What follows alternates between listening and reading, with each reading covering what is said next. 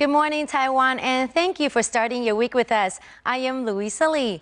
欢迎收看 Louisa 报报，每天给你最新奇、最有趣的新闻。And the leaders of the world's most industrialized nations have met over the weekend for a two-day summit, with the talks mainly focused on combating the economic turmoil in Greece and revitalizing the economy in Europe, which is crucial to the global market. The leaders are now in Chicago. G8 高峰会已经在美国举行，与会的各国领袖依然把重点放在欧洲的债务问题上，要避免欧债变成全球的经济灾难。At a meeting of world leaders just outside of Washington, the emphasis was on stimulating the economy, especially in Europe. As all the leaders here today agreed, growth and jobs must be our top priority. A stable, growing European economy is in everybody's best interests, including America's. Europe is our largest economic partner. Put simply, if a company is forced to cut back in Paris or Madrid, that might mean less business for manufacturers in Pittsburgh or Milwaukee. G8 leaders spent the majority of their time at the presidential retreat Camp David, focused on Europe's economic woes. German Chancellor Angela Merkel. We completely agreed that we need both fiscal discipline, restructuring of our budgets, and at the same time, all efforts for growth. The two determine each other. That means it is important to work on both tracks. All participants made this clear here today, and I think that is significant progress. Many in this group say they want to keep Greece in the Eurozone and will be paying close attention to the upcoming elections. French President François Hollande.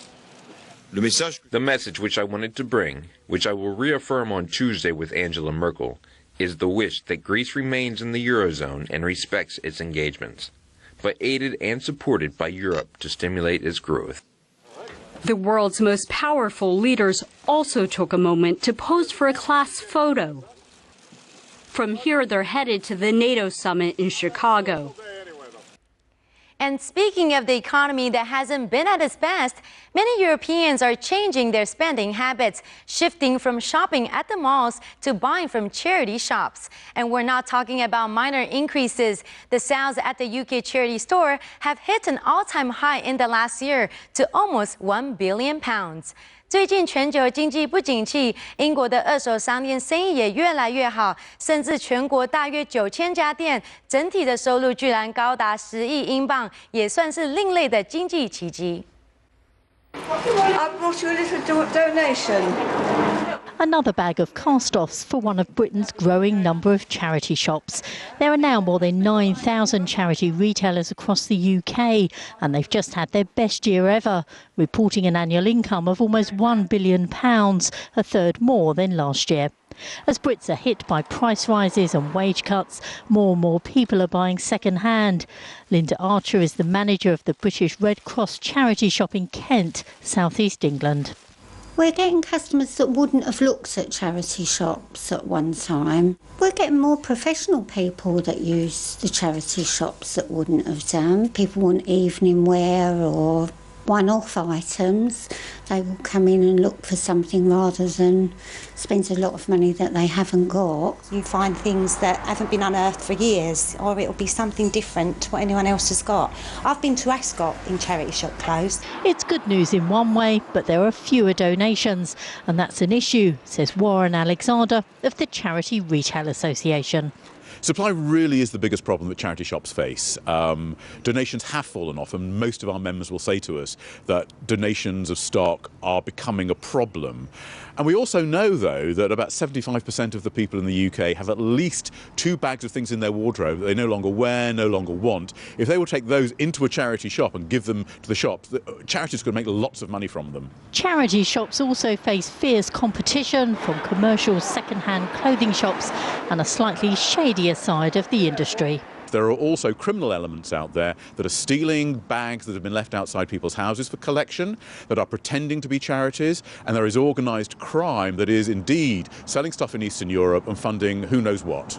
The association is now campaigning for more people to donate their unwanted belongings for good causes, even the more unusual items. You can never tell what's going to come in. It's like Christmas Day every day. We've had a set of cow horns, giant cow horns, just recently. With Britain in recession and much of Europe not doing much better, charity shops could be the answer for those lacking in funds, but still desperate for a dose of retail therapy. She dares to be different and she dares to be herself. And there's no one else that delivers that message better than her. Lady Gaga has successfully wrapped up her 2 breathtaking shows in Taiwan. And to our astonishment and to Gaga's disappointment, the seats were not entirely filled. Her songs provide a sense of liberation and self-assertion. That is why Lady Gaga is loved and praised by many around the globe. And this is the last chance for the little monsters to witness the power of Lady Gaga. The highly anticipated show is the final one on the island, and the street vendors are looking for a profitable night with Gaga merchandise. With her powerful status, this is certainly expected. But what is not foreseen is this: the superstar's fans' discontent about how the concerts were organized, with the second show announced later than the first, leaving a large batch of followers fighting for tickets without realizing that there's another showcase they can attend. 而且一开始没有那个网络卖票，然后现在后来才改成网络卖票，我们就这样，所以第一天去排队的人当然相当不公平。人家都已经就是搭帐篷，然后又这样一个礼拜。对啊。 Reports also say that ticket sales were lower in Taiwan because the most expensive tickets were priced higher than any other Lady Gaga concert in Asia. But regardless of the complaints and the shows not being completely packed on Friday and especially on Saturday, Lady Gaga, who went through a dozen wardrobe changes, left a strong impression in the minds of the little monsters. And her show, which includes a 25-meter tall castle, a horse, a motorbike, a Taiwanese flag, and a meat-looking couch, will be hard to top until she's back again. And after wowing us here in Taiwan, the global star is now in the Philippines, where she is set to perform 2 shows in the city of Manila. However, besides a warm welcome from her beloved little monsters at the airport, she also heard unpleasant voices from young Christians who are said to be offended by her music. Lady Gaga 结束在台湾的2场演唱会之后，到了 Manila， 虽然受到歌迷的热情欢迎，却受到保守团体的抗议。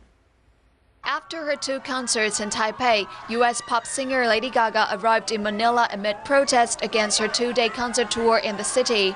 Lady Gaga, sporting a black leather jacket and a unique hairstyle, blew kisses at her fans and signed a few autographs before entering her hotel. Lady Gaga makes me feel free, and she inspires me a lot to be a better person. The U.S. singer, who performed in Manila in 2009, is expected to hold her 2-day concert starting today at the SM Mall of Asia Arena, the newly established venue with a seat capacity of 20,000 people. However, about 1,000 Filipino activists staged a prayer rally a few hundred meters in front of the concert hall. Protesters held hands and prayed in front of the security guards blocking their path to the concert hall as they urged the singer to respect Christian values. They claimed that Lady Gaga's music and videos were anti-Christian. Her shows, her costume, her lyrics, her music is